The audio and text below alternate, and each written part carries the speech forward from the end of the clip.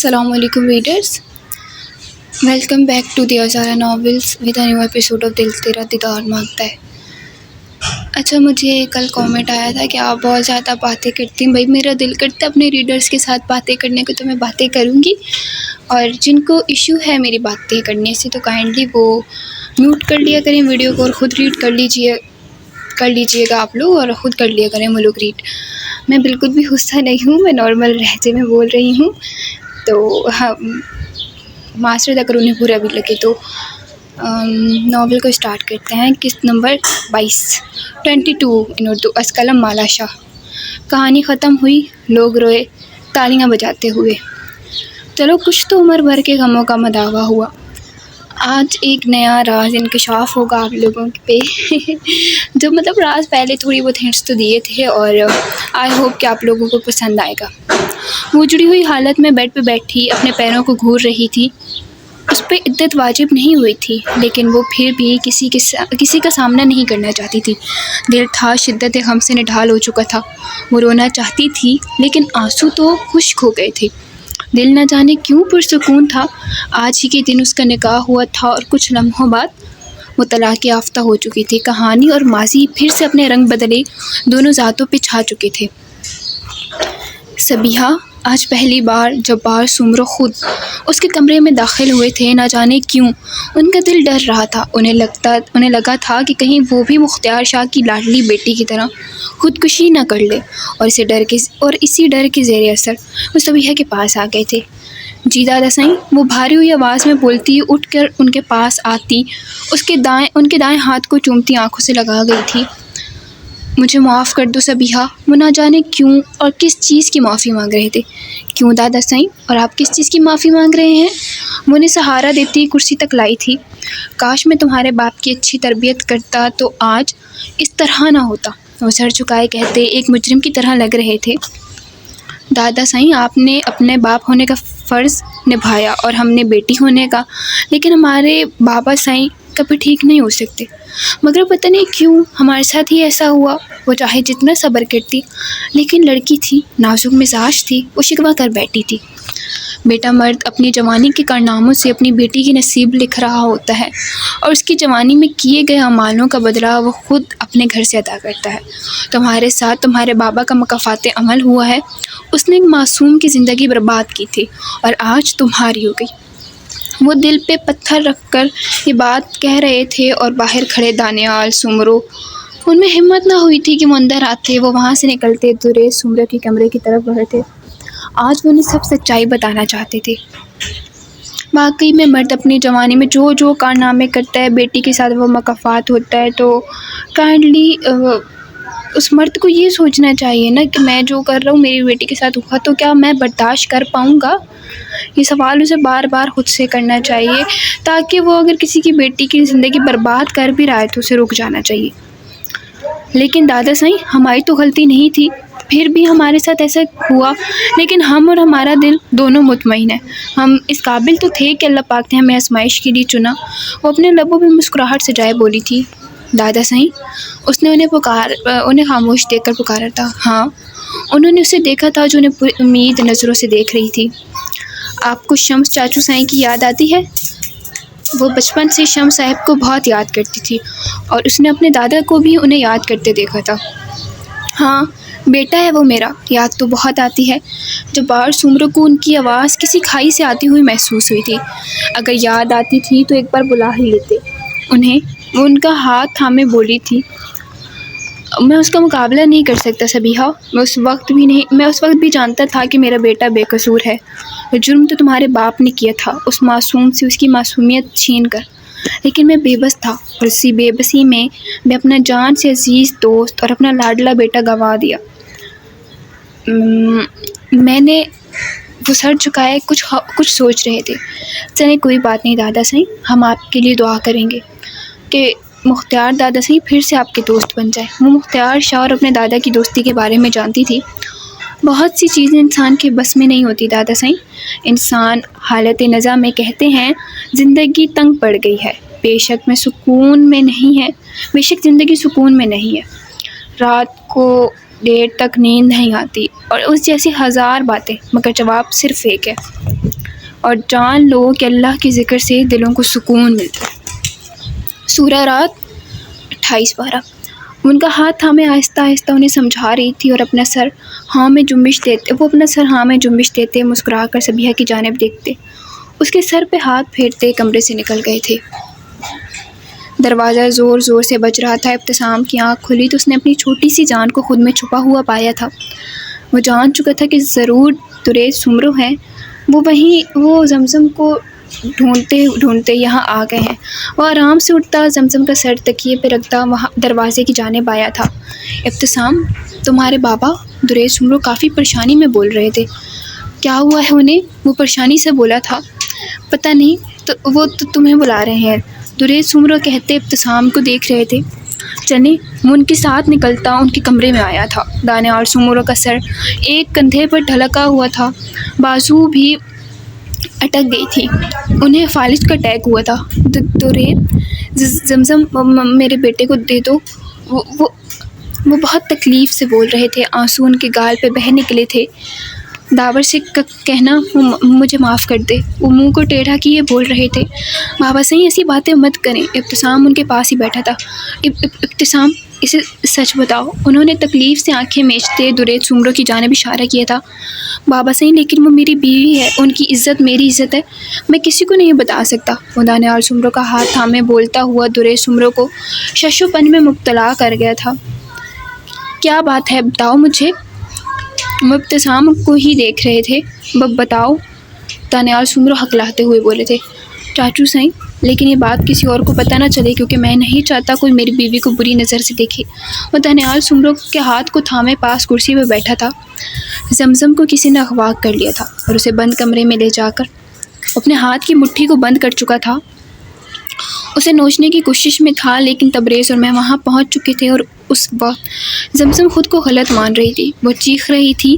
انہیں اس حالت سے نکالنے کے لیے میں نے انہیں اپنے نکاح میں لیا تھا، اور اب چاہے آپ مجھے جان سے ہی کیوں نہ مار دیں، لیکن میں زمزم کو نہیں چھوڑ سکتا، وہ سرد لہجے میں بول رہا تھا۔ دریج سمرو بھی سمجھ نہیں پائے تھے وہ آگے سے کیا کہتے، وہ کتنا غلط سمجھ رہے تھے اس شخص کو جس نے ان کی عزت کو بچایا تھا۔ وہ شرمندگی سے سر جھکا گئے تھے۔ مجھے معاف کر دینا دانیال سمرو۔ دانیال سمرو کہتے ایک ہچکی کے ساتھ ہمیشہ کے لیے آنکھیں بند کر گئے تھے۔ بابا، بابا، ابتسام چیخ رہا تھا، لیکن دانیال سمرو اپنی انا اور تمام تر صفاکی کے ساتھ آنکھیں موندتے اپنے خالق کی حقیقی سے جا ملے تھے۔ ابتسام کی چیخ و پکار سے سب لوگ دریج سمرو کے کمرے میں آ گئے تھے۔ صبیحہ ساکت سی کھڑی اپنے باپ کو دیکھ رہی تھی، وہ تو آخری وقت میں بھی صفاق ہی نکلے تھے، اسے ایک نئی اذیت سے دوچار کر گئے تھے۔ بابا سائیں، اٹھے نا، کیا ہوا ہے آپ کو؟ اٹھے نا، ہمیشہ آپ کی بات مانی ہے نا، آج ہماری بات مان جائیں، اٹھے نا بابا سائیں۔ صبیحہ ان کے قدموں میں بیٹھتی چیخ چیخ کر بول رہی تھی۔ اس لڑکی میں برداشت کی ہمت تو بالکل بھی نہ بچی تھی، بار بار آزمایا گیا تھا اسے، وہ تڑپ اٹھی تھی اپنے باپ کی موت پہ۔ انہیں کہیں نہ اٹھ جائیں، وہ اب ابتسام سے بول رہی تھی جو خود خاموشی سے اپنے باپ کو دیکھ رہا تھا۔ احتشام اور داور بھی وہاں آ چکے تھے۔ جبار سمرو اور دلاور سمرو بھی چیخ و پکار کو سنتے وہاں آئے تھے۔ جبار سمرو اپنے بیٹے کو دیکھتے نیچے گر پڑے تھے۔ داور آگے ہوتا انہیں سہارا دے کر اٹھاتا، کرسی گھسیٹ کر بٹھا گیا تھا۔ وہ چاہے لا خفا ہوتے اپنے بیٹے سے، لیکن وہ تو ان کا خون تھا نا۔ اماں سائیں، کہیں نہ انہیں کیوں جا رہے ہیں، کہیں نہ اتنے شفاق نہ بنے، وہ چیخ رہی تھی۔ آج اس کی آواز نامحرم بھی سن رہے تھے، لیکن وہ اپنی تکلیفوں کو نظر انداز کرتی۔ وہ اپنی تکلیفوں کا کیا کرتی جو اب اس میں برداشت کرنے کی ہمت نہ تھی۔ وہ روتی ہوئی عطیہ سمرو کے گلے لگی تھی۔ داور آنکھیں میچتا اس کی تکلیف کو محسوس کر رہا تھا۔ داور، جاؤ کفن دفن کا انتظام کرو۔ آج کئی برسوں بعد دلاور سمرو نے اپنے بیٹے کو پکارا تھا، لیکن وہ بھی غم کے موقع پہ اسبات میں سر ہلاتا احتشام کے ساتھ نکل گیا تھا۔ چھیڑتی ہیں کبھی لبوں کو، کبھی رخساروں کو، تم نے زلفوں کو بڑا سر پہ چڑھا رکھا ہے۔ معذرت، پیچھے سے آتے ہوئے شور کو اگنور کیجیے گا، معذرت بہت زیادہ۔ आर्यान उसे पीछे से अपने हिसार में लेता उसके कंधे पे सर टिका गया था। वो जो ड्रेसिंग के आगे खड़ी अपने बालों को संवार रही थी, आर्यान की बेशर्मी पे वो झेंप सी गई थी। एक बात कहूँ, तुम्हारी ये लाली छिलकाते गाल मुझे बेवजह ही तुम्हारी तरफ मुतवज्जह करते हैं बीवी। वो उसके गालों के साथ अपनी दाढ़ी मस करता उसे मज़ीद शर्माने पे मजबूर कर गया था। साईं, वो उसकी दाढ़ी रगड़ने से मनमनाई थी। क्या हुआ बीवी? वो उसकी गर्दन पे बोसा देते उसे खुद में भेज गया था। हर वक्त रोमांस थोड़ी ना होता है। वो मासूम बनी बोलती हुई आर्यन को बहुत प्यारी लगी थी। वो बेख्तियार उसका रुख अपनी तरफ किए उसके गालों को चूम गया था। वो शर्माती उसके ही सीने में मुँह छुपा गई थी। अच्छा, जो कमेंट आया था कि उन्हें आर्यन और रिमशा का कपल बहुत ज़्यादा पसंद है, तो आप लोगों को पता है मैंने आर्यन का तो सोचा नहीं था, मैंने नाम कुछ और सोचा था हीरोइन का। तो रिमशा राजपूत, शायद ही आप लोगों ने उसका नावल पढ़ा हो। अभी वो न्यू मतलब उन्होंने लिखना स्टार्ट किया। संगदिल महबूब उनका नावल है। संगदिल महबूब है रिमशा राजपूत, और एक है मुहाफ़िज़ इश्क। तो उन्होंने कहा था कि माला तुम अपने नावल में मेरा नाम ज़रूर ऐड करना, तो इस वजह से वो मेरी बेस्ट फ्रेंड है, तो मैंने उनका नाम ऐड किया था। और जब मैंने उसे वो कमेंट दिखाया तो कहती देखो मैं फेमस हो रही हूँ। तो आप, मुझे बहुत अच्छा लगता है कमेंट का रिस्पांस पढ़ के। काइंडली आप लोग ना अच्छा रिस्पांस दिया करें। और आज का जो मैं आपको टारगेट दे चुकी हूँ, तो काइंडली उसे ज़रूर फॉलो कीजिएगा। जहाँ थोड़ी देर पहले निकाह हुआ था वहाँ अब सिफ़ाए मातम बिक चुका था। अतिया सूमरो और सबीहा दोनों ही रोते रोते अब निढाल सी हो गई थी। मर्दों का अलग इंतज़ाम किया गया था और औरतें हवेली में ही थी। शमसा बेगम महानूर के साथ हवेली आ गई थी। अमरिया ने बहुत ज़िद की थी जाने की, मगर उसकी नासाज तबीयत की वजह से उसे घर ही छोड़कर शमसा बेगम खुद आ गई थी। वो सबीहा और अतिया सुमरो के गले लगकर उन्हें तसल्ली दे रही थी। रिदा सुमरो से भी उनकी काफ़ी साल बाद मुलाकात हुई थी। शम्स साहिब भी डेरे पे आ चुके थे। आज कितने सालों बाद उन्होंने इस जगह कदम वापस रखे थे। वो दूर से ही अपने बाबा सईद जब्बार सुमरो के पास लोगों का हुजूम देखते, अपने दोनों हाथों को सीने पे बांधते अपने बाप का शफकत भरा चेहरा देख रहे थे। मुख्तियार शाह और आर्यन शाह को आते देख शम्स साहिब थोड़ा सा पीछे होकर खड़े हुए थे। वो नहीं चाहते थे कि मुख्तियार शाह उनकी वजह से वापस चले जाएं। बहुत अफसोस हुआ जब्बार। मुख्तियार शाह हर लड़ाई हर झगड़े को बुलाए आज जब्बार सुमरो के गम में शामिल हो गए थे। और यही तो होती है सच्ची दोस्ती, कि खुशी में बेशक साथ ना हो लेकिन गमी में शरीक हो जाना एक बेहतरीन दोस्त की निशानी होती है।